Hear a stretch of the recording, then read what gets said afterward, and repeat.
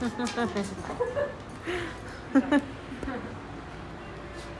everybody, I'm Zoe, the Marketing Associate from the Society of Arts and Crafts, and I'm here today with Kimberly Huestis in her studio. Her company is Porcelain and Stone, and we're here today to learn about her technique and her process and the materials that she uses, and to get a sneak peek at her world and where she creates all of her beautiful, gorgeous stuff. So we're going to begin in the showroom. So, Kimberly, we'd love to see what you have on show and to hear a little bit about the pieces that you currently have. Okay, so pan over here. This is sort of the experimental stuff I don't generally put on the website, but I also am just kind of trying to provide a little showy show and tell here. Yeah, here it is. There's also a wall over here. Just little things to distract people's eyes when they come in, so I don't have to make any direct eye contact, though I have been keeping the studio closed to outsiders for now, which has been kind of nice little respite from talking. So I'm not really used to it. Can we, I'm curious about one of the pieces hanging. It's really, really gorgeous and cool. I love this. It's like my little mermaid shield. Yeah, it's really fascinating, and I'm wondering what is it made out of, and how did you make something like that? Okay, so it is porcelain. I'm not gonna corner you in here, right? It is porcelain. It's just solid, sort of. I start with a slab, and then I individually attach each of these pieces. And this was really just for fun. I wanted a big, showy, kind of glaring piece with some blue, and so I created that sort of shield and then melted some 22 karat gold to it, as you do in turn. One of the things that I love about your work is how it kind of is a blend of sort of big showy pieces, and then these very, like this for example, Very delicate. like these very delicate, fine, like what is that material that's wrapped around that? This is an oxidation process. This patina color, this verdigris, it's a color that I really love, and it's pretty natural. You can even see it around the Cambridge area, along the brick walls or houses. It's the copper oxidizing. What I use is brass, so it's a little bit more tricky to get that oxidation to happen. But the brass is an alloy of copper and zinc, so it's going to oxidize. It just needs a little encouragement. And then I pair it with 14 karat gold fill so that I can wear it against my ears. Because I have a lot of metal allergies, so this is why I work with good materials. I can't do plated materials because it doesn't last. And I want to make things that last, which is why I use porcelain. Okay. Is that the main thing? Like, at what point in your life did you decide porcelain was one of your favorite materials? Was it like growing up with porcelain on the shelves, or was it sort of other jewelers that you saw working with the material?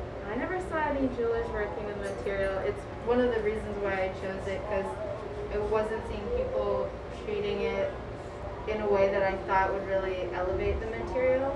So you'd see a lot of bead work. Beads are very classic. I always harken back to the day of the cave ages. These kind of things they're just so human and perfect because we like to adorn ourselves. But what really got me into art in blood was that it doesn't. I don't react to it. I have no material issues with it. And that was I was like 8 or 9 when I started having metal allergies, and my parents didn't know. But then they realized I'm their expensive kid. I can wear gold, but if it's plated, no way. I'm gonna know I can't wear belts, anything with nickel. It's kind of a manufacturing standard in America to put nickel in metals. Okay.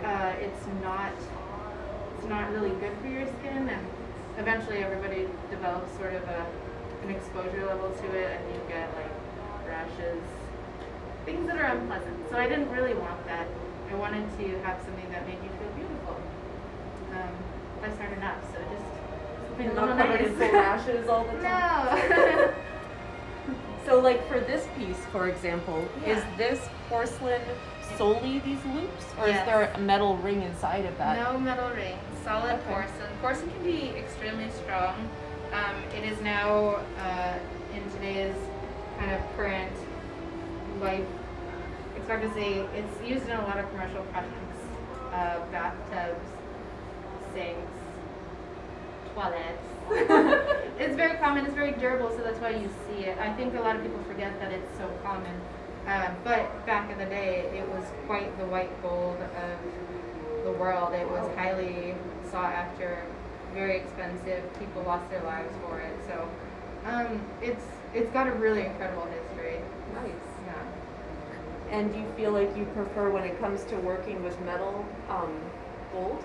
It looks like is your choice. Gold metal? is my preferred choice because I still have a lot of metal sensitivities. So I can wear silver. It's not too bad.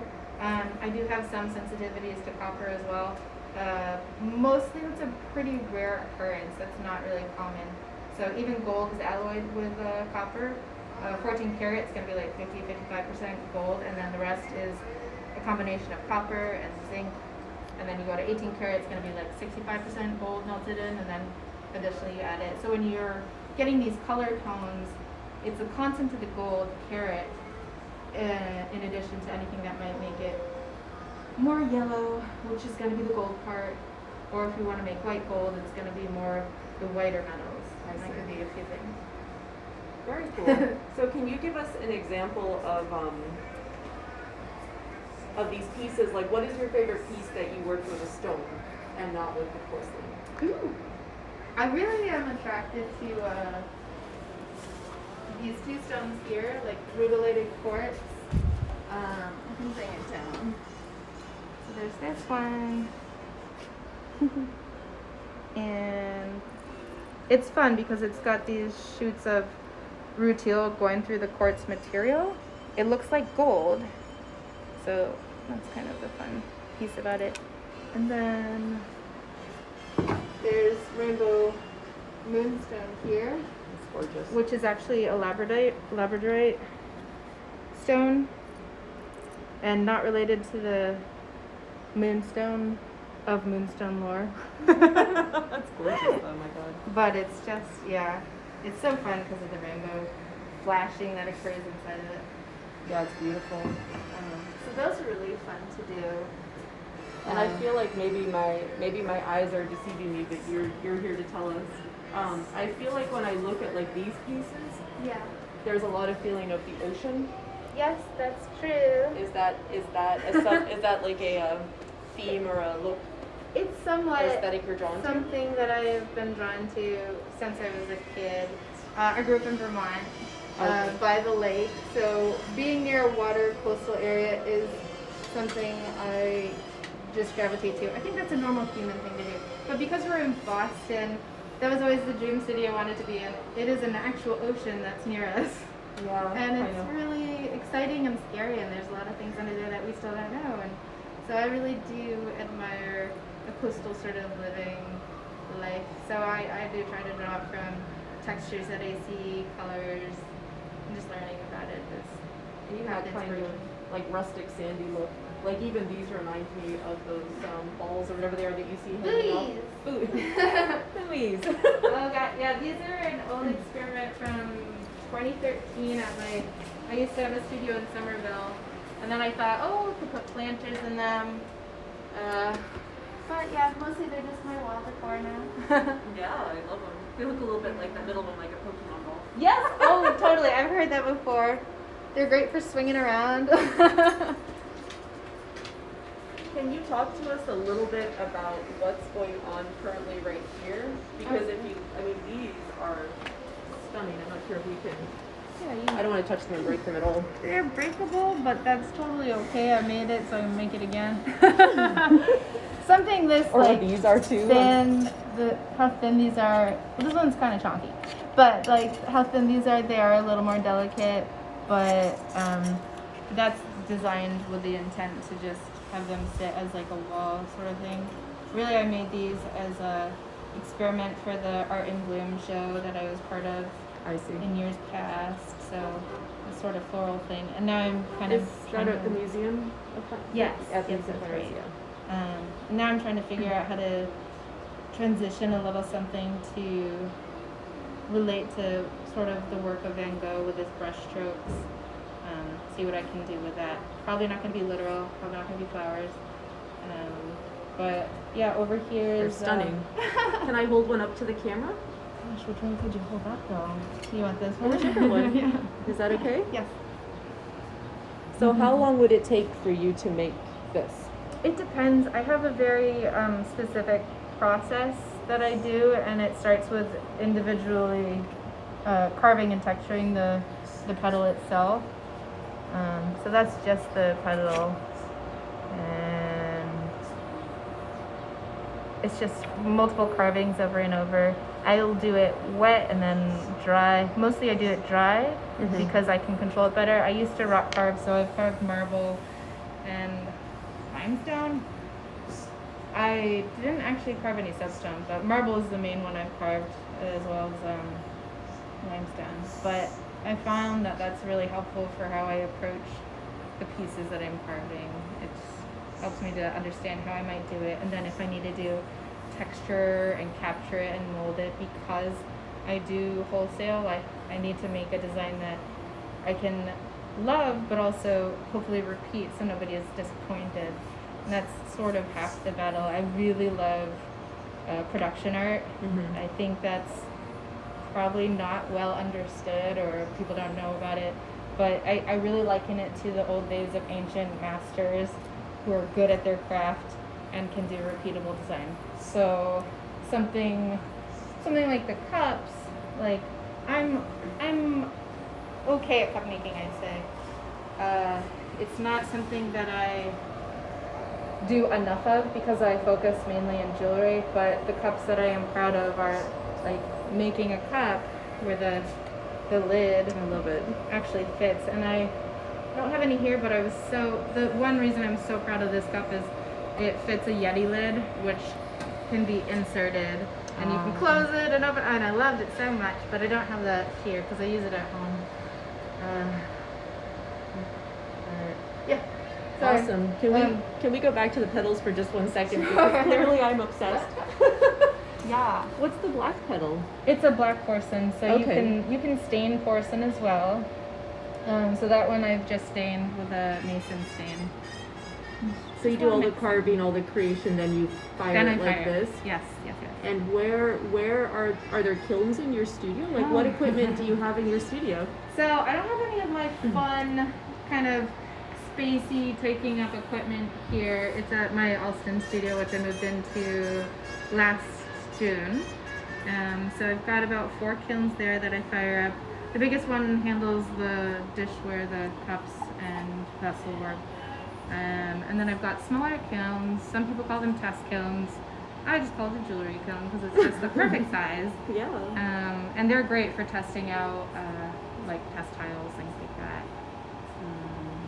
Yes, hopefully I'm not talking too fast. No, you're not. Can we have a sneak peek at some of the stuff behind you that you're working on? Can we see, like, what are you currently working on? I'm just finishing up a wholesale order, so it was a bunch of patina pieces. And those are mostly packed up now. Like wonderful, icky dry hand. It's beautiful. Classic ceramic hands. So that's the patina work. Okay. Another beautiful. And then this is another moonstone. This one's fun. It's just a labradorite. Here, I'll bring it over here.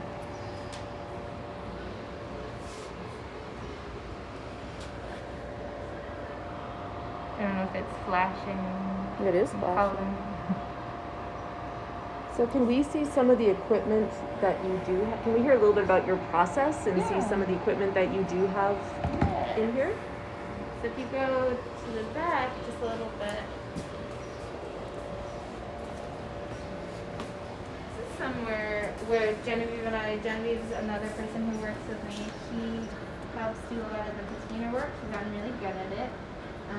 So this is sort of the station we've set up for her since we wanted to have separate spaces while we work during the pandemic. And it's nice to feel comfortable and have your own space. And this is where we lounge. Nice, nice. Very sort of. And then here's my soldering station. So it's kind of cute. You can be careful. You can come back here. So I don't know. It makes me happy. It's simple and easy to line up and torch up some pieces. So can you tell us a little bit about the process behind, like the beginning through the end of creating one of your pieces? Like how do you select the stones? I know you said that stones, there's, okay. you're more interested in the ones that aren't quite as popular. Yeah. Well, So like say you're starting with a necklace, like how would you go about the process of that? I mean, this is sort of how I would start. I start with the porcelain itself. And yes, I also have like some labradorite.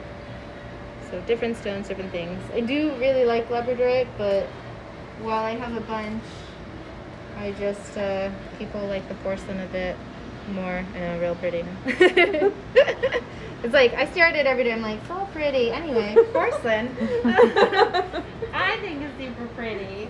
And you can get all these different patterns, so I just really love the uniqueness of that. No one's going to have something as durable as that, because marble, having carved it, knowing marble itself, it erodes. You're not allowed to touch statues. They're going to erode. They're going to turn yellow. They absorb things. But porcelain, not like that at all. You can dig this up centuries later, so I'll still be here. Wow. So now for these ones, you start by creating the porcelain as a blend of the white and the black I porcelain? like to marbleize my porcelain. That's just something I've always done. Probably because when I was starting to stain and mix to make the black porcelain, it just looks so beautiful mixed and unmixed, and you know, it's just so representative of like how I want it to be. Yeah. Like it's my work, it's me. It's not. Well, why not? So then after that, you're gonna, I mean, this is what jewelers know this already. You're gonna cut some metal out and you're gonna form it around. So this is unfired, not attached, and it's sort of like metal tape in a way, but you've got to actually solder it like with glue, metal glue. Basically, it's metal melting metal so that it stays on like a really good jacket. And then there's no backing, so eventually these are lined up so that they will get, oh hi Chloe, they'll get their backings next, and then they'll have a hoop attached. So they all fit nice and tight, which is good. That's beautiful. And then the glaze I've been working in. Shout out to Ceramic Materials Workshop on Instagram. They've changed my studio life. Just the way ceramics does include so many of these nice stones that people see. You don't expect, like this. These are beryl stones, but you're gonna find all these ingredients are organic. They're gonna melt and do certain things. I love the color. You can see like that pale, you see that like pale purple blue showing up. So these are all the moonstones? Yeah, these are the rainbow moonstones. Oh my god, they're so beautiful. So lots of labradorite in the studio, and then the aqua beryl. Yeah, and a little tiny mermaid tucked away here for inspiration. That's somebody drew that. I kept it. I would keep it too. Going back to the nautical theme here. Right? So it looks like you have these sort of moon shapes. Are you starting to create a piece or pieces that... These guys or these guys? Oh, both of them, I guess. These are experimental. I can actually show you what they currently look like. Yeah, I'd love to see it. These are out already on the website. They get patinas. I'll bring them back over this way because I know I put them some... Oh yeah, look at all this. I didn't even notice this whole area. Full of all of your materials is very, very cool. So these are still experimental. I've had these since 2020. So last year. Not sure what I'll do yet. There's going to be a shield and some earrings. Ooh, nice. Or baby. But I, like, when I don't know, then I'll sit on it for a really long time. And I don't mind doing that because it gives me a chance to wear test things. Like, I'll test things for 6 months to many years. A lot of my big ramen bowls that I do, I've tested those for 6-7 years. And I'm really glad that I waited because I've made like 8 of them at home. and we've gone through all of them. I run into walls and I break them just from running into walls. So this is why another reason why I think people should work with ceramics. Hopefully, eventually it'll make me more elegant and I won't drop things and break them.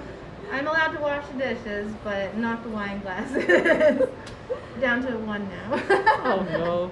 Sounds but like it's just one of those things that I really love to make sure the pieces are good and I know everything about it, which is probably silly, but I mean I have the opportunity to do it, so I'm gonna take it. And especially with the wares, like having a really well fitted glaze. I was lucky with my bowls, they did fit well, but now I'm making my own glazes, so now that I know that they're perfect, and I'm really happy about that too. So that's another reason why like that ceramic materials workshop changed my life. It's really confidence boosting and knowing everything about the strength of a piece you're making is why I think I've done well with the jewelry. And with the cups, like I know people drop cups, I drop cups. But I still want it to be the strongest cup ever. want it to never break ever. Yes, yes. So like all these little pieces down here in the side area of your work table. Organized by color. Yeah, so season. oh my God, it's incredible what you've got going on here. So you sort of, it looks like you might make a ton of a certain type of porcelain bead and then start to build a collection around it. Yeah, I try to make it a bit easier on myself, and Genevieve's helping with that too. It's great to like sort of have your own stash of inventory. It takes a while, but it should be better now because I've got the other production studio set up so it can move a little faster. This is one piece that I saw on the Society of Arts and Crafts website that I thought was really cool, were the earrings. The midnight kiss. Can I take that out, or? I don't know. It might not be a good quality to me. Oh, okay. Well, that. Let's see. At a distance, that one. I feel like there was a pair of earrings that were really, really cool. Yeah. Is that right? This is one of them. I've since removed this gloss glaze, and I've polished it up so that blue looks more. I don't think this one's polished yet, but it's more of a softer neutral navy. But it's nice because I can get these to a really high polish, so you won't need the glaze. It can show some polished pieces. Is that one, that circle, this is the stone? This is a porcelain, and it's been stained with a navy. I see, to make it right. Yeah. I was like, oh my God, it's like magic. Yeah, we'd love to see some of the polished, the very polished ones you're working with. Well, I've got one polished one on. Yeah. Sorry, not too close. Move my breathing face away. It's a shark tooth. And I carved this from a picture because I've never seen a shark tooth in person, but I like the megalodon style. So I've got like an actual fake megalodon. Definitely fake, but I saw that they were about the size of a hand, which is really cool. I'm just a little obsessed. But yeah, I can get a really high polish on these, which I really, really think is nice. Let's see here. So it's almost like a wet look. And that's just natural. So you can go from like this, which is no shine, completely raw, to this. It's just lapidary work. Yeah.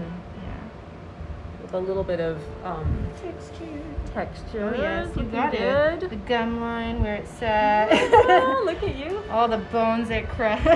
Oh my gosh, it looks amazing though. Yeah. So I think that's what a shark tooth looks like. I had to pick a picture that worked for me. I don't think you're too far off. Yeah, I don't know what the backs look like, so it's just flat. It's beautiful though. It's so detailed. You had, next to the soldering station, you had one other station over there. Yes. Can we have a peek at the other workstation here?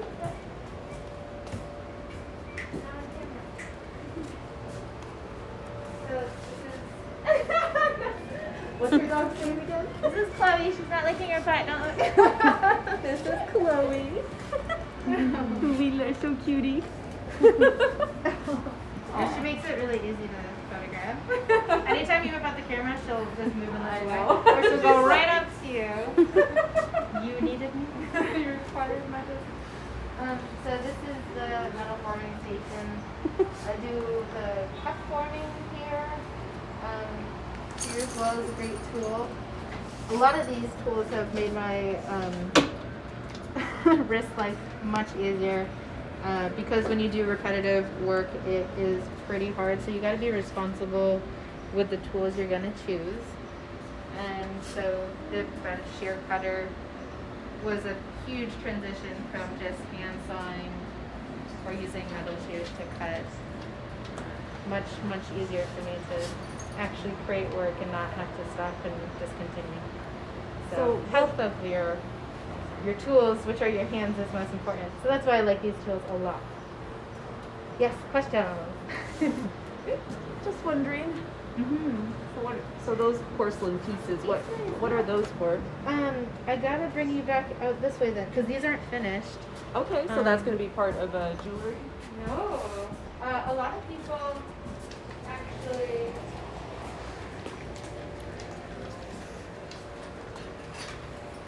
When they first see them, they think they're like a shark tooth. Or like a lot of times some other people say it's a heart, how cute. But it's a gua sha tool. So this is for lymphatic massage. So these are cut and designed to follow the jawline, just different lymphatic massage to follow the facial contours. And I grew up with my mother doing this. Mostly she did scalp massage. And I just thought it was the weirdest thing, but now that I'm a certain age, I think it's fantastic. Because you can actually erase wrinkles with it. Not that you don't need to have wrinkles, but it's nice to have the option. It's one of those things they call it, I mean, it's wrong that they call it this, but they call it the Botox of the East, because Botox is a little newer, but this has been around for much longer, and that's what those tools over there were. What part of what country in the East are you referring to? I had family in Taiwan, Okay. and they also live in Japan, and historically longer time ago, China. Don't know what part. Yeah, I feel like at CVS you find the little ones that you roll, but they're made out of jade. Yeah, so jade's a porous stone versus Right. porcelain is not porous. The rollers actually aren't a gua sha tool. They are more like, if you want to have a rolling tool, friends, it's great for spreading product. It doesn't do anything else except if you feel good, that's great. If you pop it in the freezer, it'll cool your face down, that's fine. But it's not a lymphatic massage tool. You won't achieve that same drainage process you get with drinking water. That is fascinating. That was actually the last thing I thought you were going to tell me that was. I thought it was like a little mold for some jewelry piece. Oh no, but I would love that. I like anything with any production process stuff. We have 2 minutes left. Oh good. If there's anything else that you would like to show us, would you like to show us some of the studs you're working on? Or no? No? I love them. I would love to show you these guys. Yes, we would love to see them. There's a stud. These are just sort of miniature versions of my test tiles. So I ended up just framing them out with a gold bezel, and they just tell me what I actually did with that. So it's not jewelry, but it looks like it. And those are my newest test tiles. Very nice. So which of these is your favorite test tile, if you could choose one? Oh, I mean, I really luckily don't have to. This is reality. Yeah. It's one of my favorite things is not choosing. Not having to choose your favorite test tile? Like, I appreciate the hard question. Yeah. It's too hard, but those are always, they generally are the colors I'm drawn to, and I'm not sure if that's because of the porcelain stone filter I put behind it. Yeah. But I'm always searching for a pop of red to include in things. So that's what I want to do next with the cups that I'm doing. Right. Right now we're working on a big 50 cup order, and for the studio I'd like to work on some very classic celadon pieces that have just a hit of red that kind of shows up. And that's from the silicon carbide, which we can't get into less than a minute. But we got into a lot, and we appreciate your time, Kimberly. Thank you so much, Zoe. So Kimberly Huestis, Porcelain and Stone, thank you very much for having us here today to get a sneak peek at your studio. Thank you for coming. And her work and so much more can be found on our website, societyofartsandcrafts.org. Thank you, everybody.